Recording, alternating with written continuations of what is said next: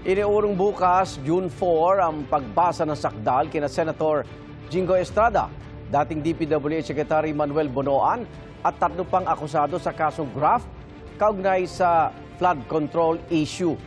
Kahapon dapat ang arraignment para sa 213 million peso graft case pero ipinagpaliban ito ng Sandigan Bayan 2nd Division dahil may mga nakabinbin pang mga mosyon sina Estrada at Bonoan.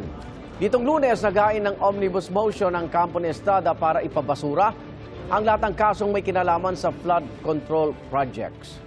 Nakiusap din si Estrada sa anti-graft court na huwag na siyang pusasan at pagsuotin ng damit pang preso. Hiniling naman ang kampo ni Bonoan na ipagpaliban ng arraignment dahil sa alta presyon ng dating kalihim. Ibinalik si Bonoan sa PNP General Hospital sa Camp Crame kung saan siya naka-hospital arrest. Balik naman si Estrada sa New Quezon City Jail. Bukas na umaga ang arraignment ni Estrada at Bonoan para sa kasong plunder. Sa hapon naman ang graft case. Hiling daw ang senador kung maaari siyang dumalo sa arraignment sa pamagitan ng video conferencing.